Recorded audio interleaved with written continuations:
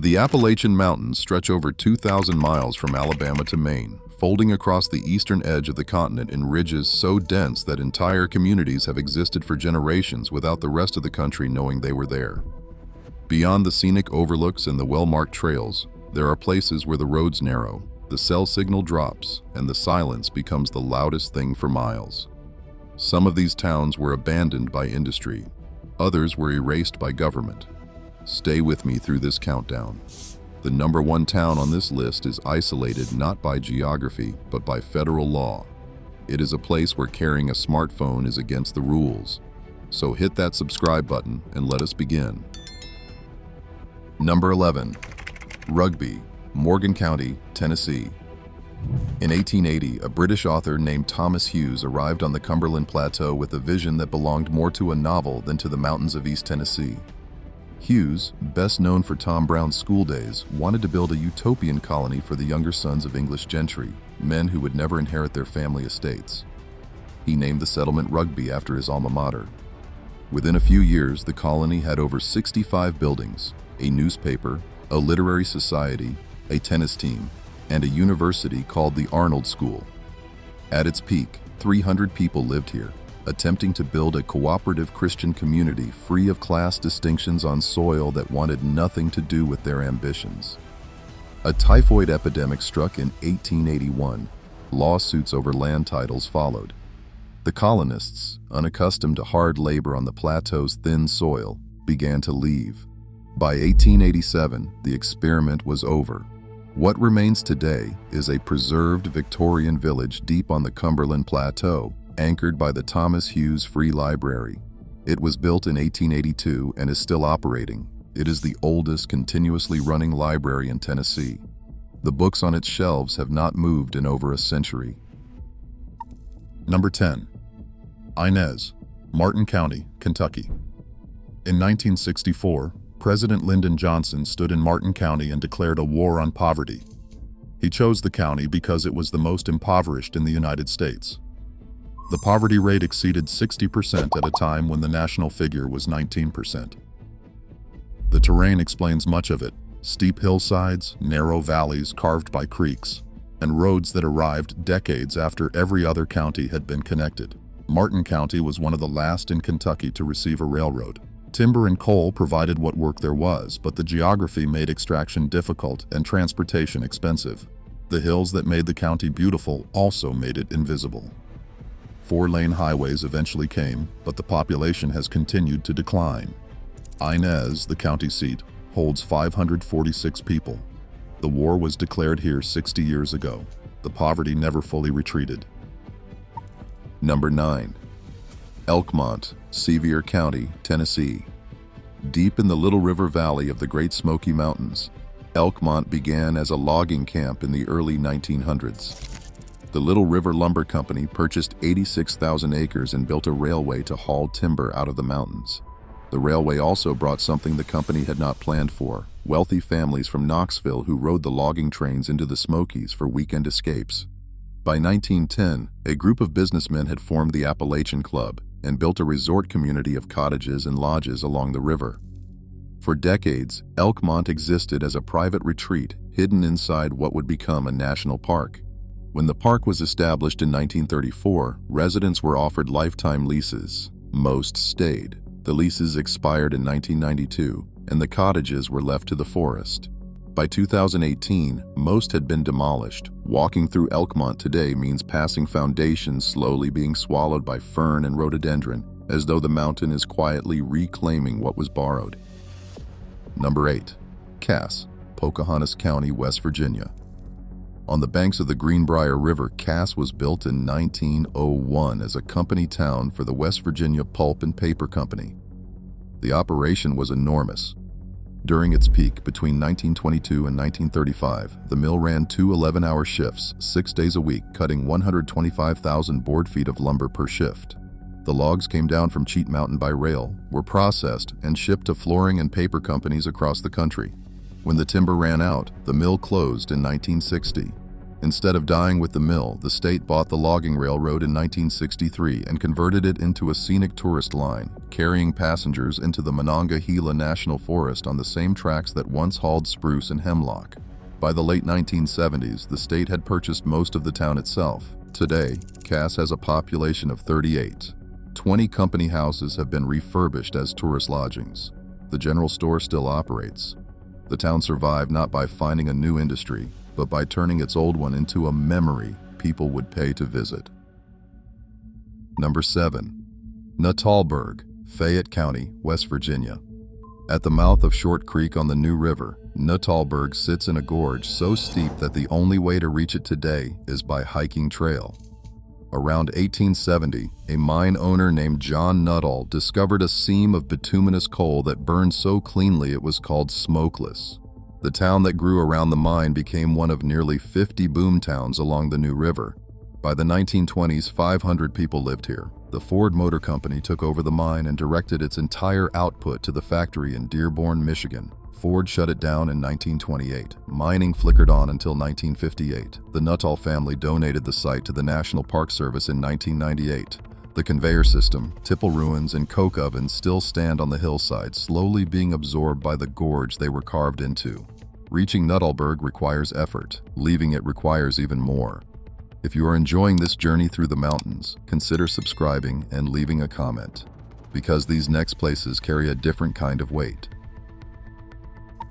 Number 6. Fontana Dam, Graham County, North Carolina. During the Second World War, the Tennessee Valley Authority built the tallest dam in the eastern United States on the Little Tennessee River, 480 feet of concrete. It was completed in 1944.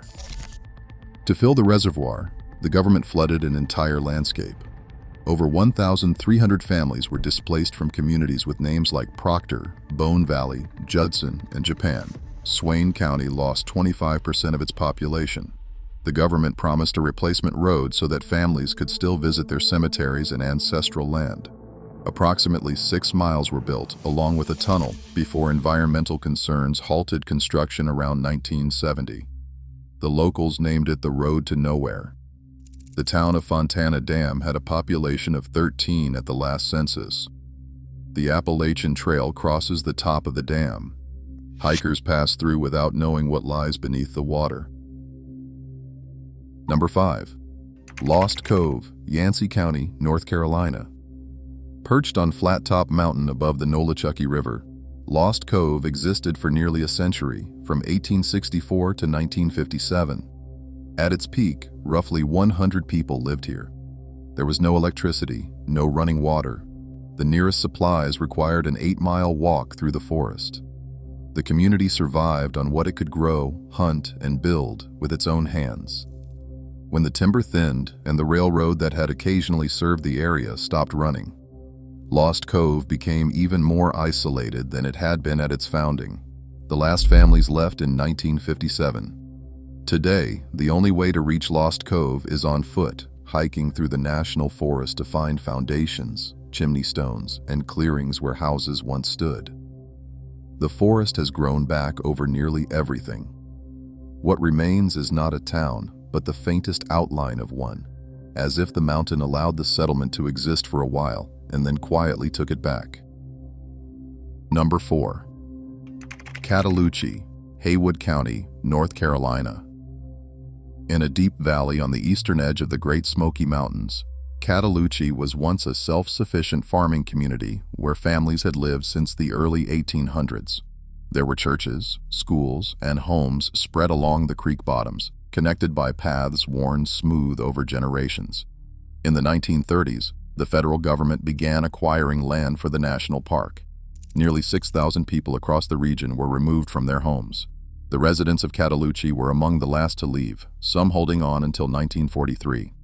The road into the valley today is narrow, winding, and partially unpaved, a reminder of the isolation that defined life here long before the park existed.